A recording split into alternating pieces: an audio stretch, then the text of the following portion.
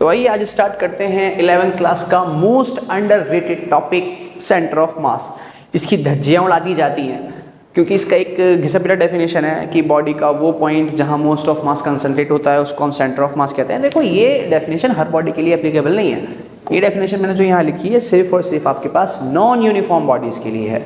Non uniform bodies में भी ऐसा माना जाता है कि वहाँ पर जिस जगह मास ज़्यादा है, फॉर एग्जांपल बेसबॉल बैट, तो बेसबॉल बैट में हमें पता है लोअर में मास ज़्यादा होता है और अपर वाले पोर्शन में मास कम, तो वहाँ पर जो सेंटर ऑफ मास होता है हम कहते हैं कि लोअर पोर्शन की तरफ होगा क्योंकि वहाँ पे मास ज़्यादा है। लेकिन अगर मैं आपसे क्वेश्चन पूछूं, कोई स्क्वायर प्लेट है मेरे पास जहाँ पे हर हिस्से में मास बराबर बराबर है, वहाँ ये थ्योरी फेल हो जाती है क्योंकि ये सिर्फ नॉन यूनिफॉर्म बॉडीज़ के लिए है। बट हम सेंटर ऑफ मास एक्चुअल क्या होता है आइए उसको समझते हैं। मैं डेफिनेशंस पे ना जा करके आपको एक एग्जांपल दिखाता हूँ। मेरे पास देखो ये मार्कर है, मैं क्या करूँगा इसमें डिफरेंट पॉइंट्स पर लीनियर फोर्स लगा रहा हूँ। मैंने इस पर फोर्स लगाया, कैसा मोशन हो रहा है, रोटेशन। मैंने इधर फोर्स लगाया, कैसा मोशन हो रहा है, रोटेशन।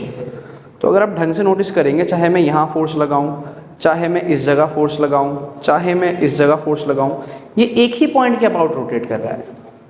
तो ये ऑब्जेक्ट जिस पॉइंट के अबाउट रोटेट करेगा लीनियर फोर्स लगाने पर, उस पॉइंट को हम इसका सेंटर ऑफ मास कहेंगे। थोड़ा सा और ज़्यादा क्लियर करके समझते हैं।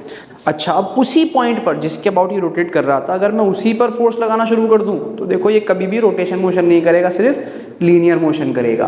तो सेंटर ऑफ मास की एक और डेफिनेशन क्या निकल के आ रही है, सेंटर ऑफ मास बॉडी का वो पॉइंट है जहां पर फोर्स लगाया जाए तो ये सिर्फ आपका लीनियर नहीं, बेसिकली मुझे ट्रांसलेशन कहना चाहिए क्योंकि पूरी बॉडी मूव कर रही है ना।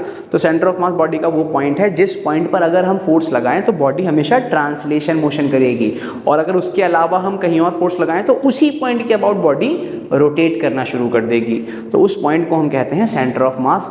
इसको एक बहुत ही अच्छे और अमेजिंग एग्जांपल के साथ समझते हैं। बेसिकली थर्ड डेफिनेशन के तौर पे उसको मैं ले रहा हूँ कि मान लो मैंने इसको जो है सामने की तरफ ऐसे फेंका, तो ये ऐसे घूमता हुआ सामने जाएगा ना।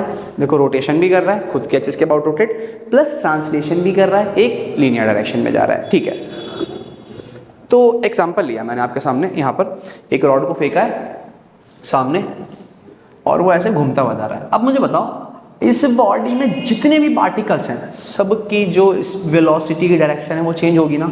ये कुछ ऊपर जाएगा, ऐसे घूमेगा, ये नीचे घूमेगा, इसके एंगुलर वेलोसिटी इधर। तो ये जितने भी पार्टिकल्स हैं सबकी जो वेलोसिटी की डायरेक्शन है बार बार चेंज हो रही है।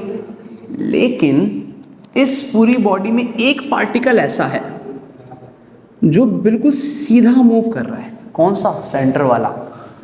इस बॉडी में यहाँ पर भी देखोगे बेसिकली वही बॉडी है। ये पार्टिकल क्या कर रहा है? स्ट्रेट मूव कर रहा है। ये पार्टिकल क्या कर रहा है? स्ट्रेट कर रहा है। ये क्या कर रहा है? स्ट्रेट मूव कर रहा है। आप इसके पूरे मोशन के दौरान अगर मिड वाले पार्टिकल को देखोगे तो वो बाकी पार्टिकल्स की तरह रिवॉल्यूशन या सर्कुलर मोशन नहीं कर रहा, वो सिर्फ क्या कर रहा है? एक स्ट्रेट पाथ में मूव कर रहा है। तो इस बॉडी के लिए ये जो पॉइंट है इसका, ये इसका सेंटर ऑफ मास कहलाएगा।